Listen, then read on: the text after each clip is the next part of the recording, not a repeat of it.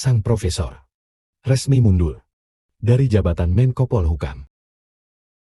Menyampaikan terima kasih kepada Presiden Republik Indonesia Bapak Joko Widodo yang pada tanggal 23 Oktober tahun 2019 mengangkat saya, melantik saya sebagai Menko Polhukam. Mahfud MD mengaku bahwa keputusannya mundur dari Menteri Koordinator Bidang Politik, Hukum, dan Keamanan Menko Polhukam bukan hanya karena alasan etik, tapi juga elektoral. Dalam paparannya, Mahfud MD menyampaikan terima kasih kepada Bapak Presiden Jokowi atas kepercayaannya melantik dirinya sebagai Menko Polhukam. Sehingga saya secara resmi dan dengan penuh hormat juga hari ini menyatakan surat untuk menyatakan minta atau mohon berhenti dengan sebuah surat itu. Menurutnya, pengangkatannya menjadi Menko Polhukam merupakan sebuah penghormatan dari Jokowi kepada dirinya. Diketahui, wacana mundurnya Mahfud dari kabinet sudah muncul sejak beberapa pekan terakhir. Pada Rabu 31 Januari 2024, Mahfud secara terbuka telah menyiapkan surat pengunduran diri yang akan diberikan kepada Jokowi. Tidak tepat bagi saya secara psikologis lah kalau tidak mau bicara etis. Kalau saya sudah ikut kontestasi begini kok tidak mundur? Ya. Menurut Mahfud MD, pengunduran dirinya sudah tepat. Karena Mahfud MD sudah ikut kontestasi dalam politik, menurutnya hal tersebut adalah tepat. Sepekan sebelum mengundurkan diri, Mahfud MD juga sempat menyampaikan ada yang hilang, yaitu kehangatan di dalam rapat kabinet.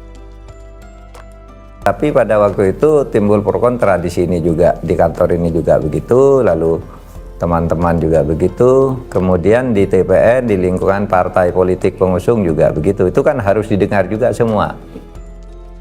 Mahfud MD menuturkan, sebenarnya dia ingin mundur dari jabatan Menko Polhukam sejak dulu. Namun langkah yang akan diambil ditunda sementara waktu, karena adanya masukan dari para partai pengusung dan kolega-koleganya. Iya, sesudah quick count gitu kan kita, apapun hasilnya lah saya mundur karena satu putaran saya sudah tidak dengan pemerintah, masa saya mau ikut terus kan gitu kan, kurang enak secara psikologis. Soal etis lain lagi nanti pembahasannya ya, tapi psikologis saja tidak enak, masa saya mau di situ terus, sudah jelas saya secara politik gens ya. Pengunduran diri sebagai Menko Polhukam bagi Mahfud MD harus dilakukan. Rencana pengunduran dirinya sebagai Menko adalah tanggal 14 Februari setelah quick count pemilu. Namun rencananya berubah setelah debat cawapres kedua diselenggarakan.